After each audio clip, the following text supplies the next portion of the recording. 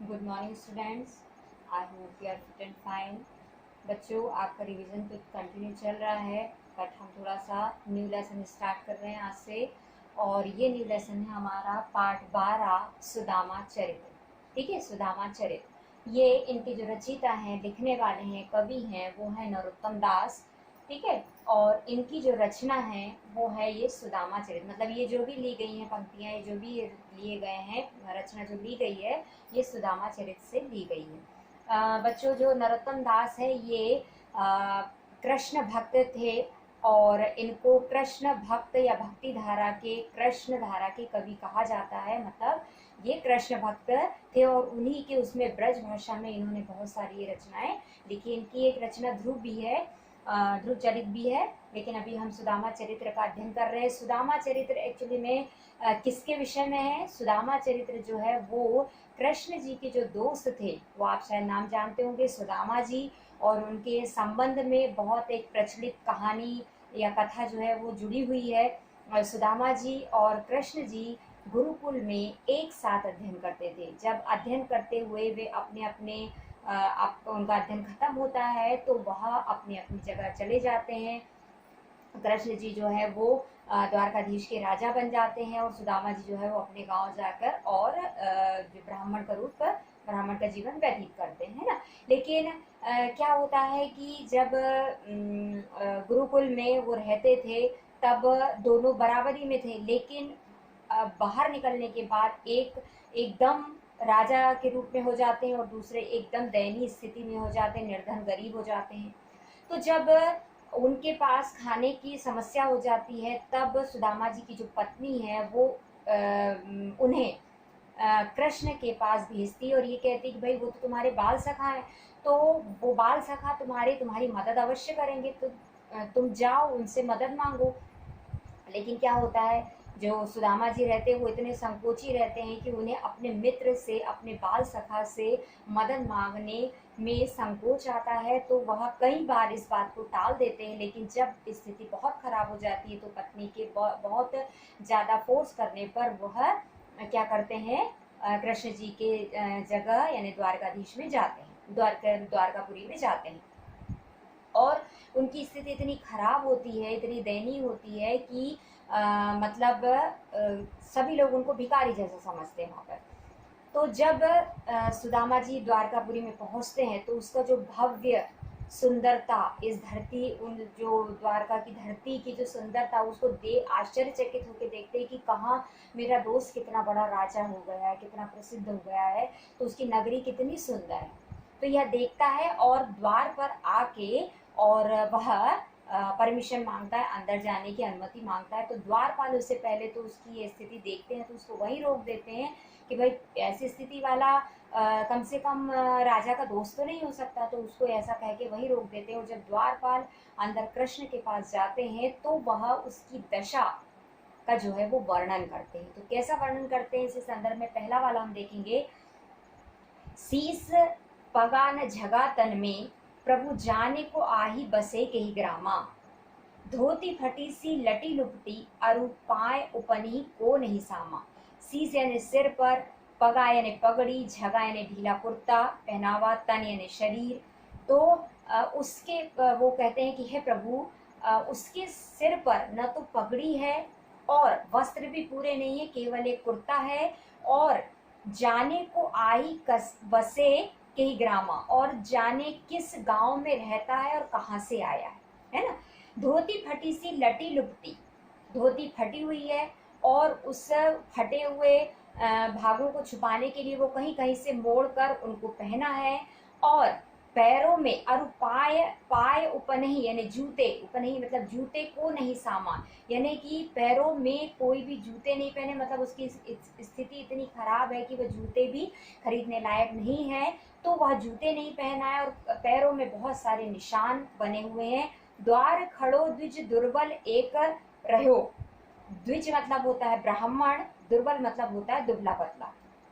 तो द्वार पर एक दुर्बल ब्राह्मण खड़ा है और वह चकिसो वसुधा अभिरामा यानी इस पृथ्वी को, इस धरा को, इस सुंदर धरा को बहुत आश्चर्य से देख रहा है।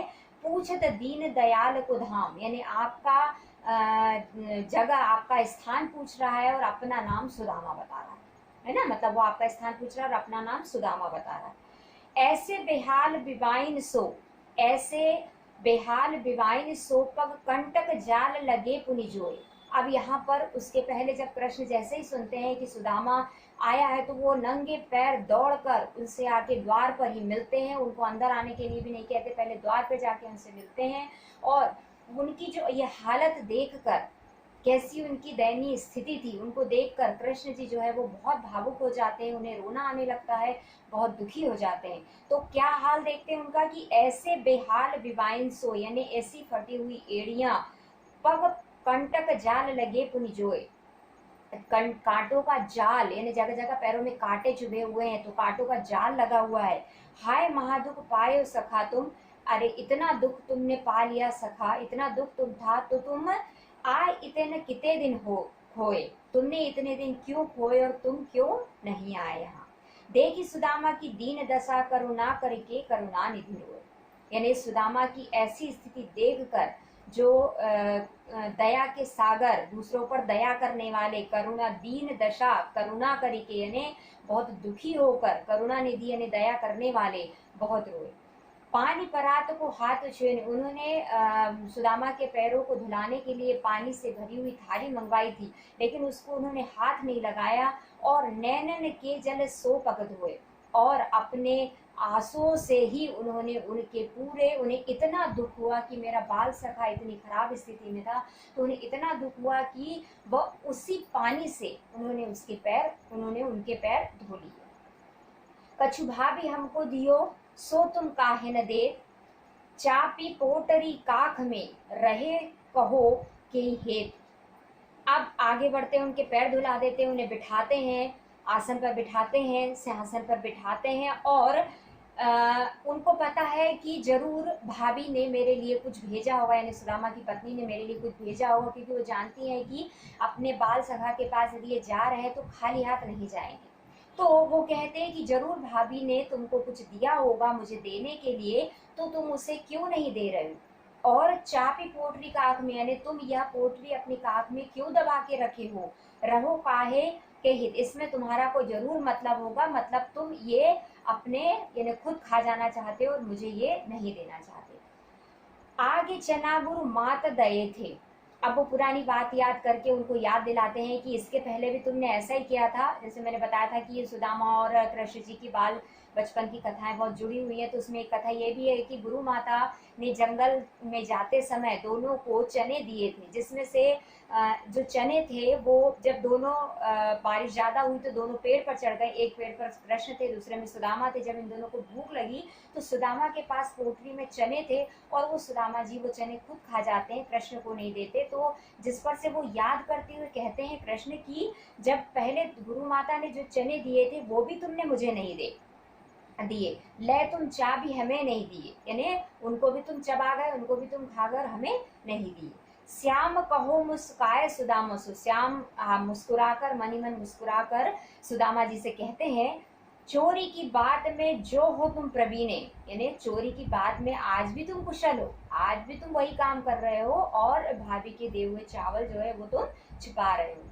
पोटरी काख में चा पी रहे तुम, खोलत ना ही सुधा रस भीने, पोटरी काख में छुपा के रखी है और तुम ये अमृत से भरे हुए जो चावल है वो तुम मुझे क्यों नहीं दे रहे हो, और तुम मतलब खुद खा जाना चाहते हो। पाछली बानी अजो न अजो तजो तुम, यानी पिछली जो आदत है वो आज भी तुमने नहीं छोड़ी, बानी यानी आदत और अजो मतलब आज तक, है ना, तो पिछली जो आदत है वो आज तक तुमने नहीं छोड़ी।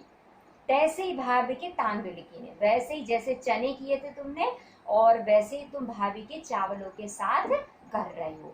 तो बच्चों ये 4 पैरा का जो भावार्थ है वो मैंने आज आपको समझाया। नेक्स्ट पीरियड में मैं आप लोग को इसके आगे के भावार्थ समझाऊंगी, तब तक आप इसी का अध्ययन कीजिए और इसके साथ में इसके भावार्थ आपको देने वाली हूँ, तो आप उन्हें नोट कीजिए और साथ ही अपना रिवीजन जो है कंटिन्यू रखिए। ये वाला पोर्शन आपके टर्म 1 में नहीं है, जैसा कि आप लोग को पता है, ये हमारा न्यू आगे के लिए है, तो आप इसको ध्यान से समझेंगे, पढ़ेंगे और अपनी कॉपी में इसे पूरा करने का कोशिश करेंगे। Okay, thank you.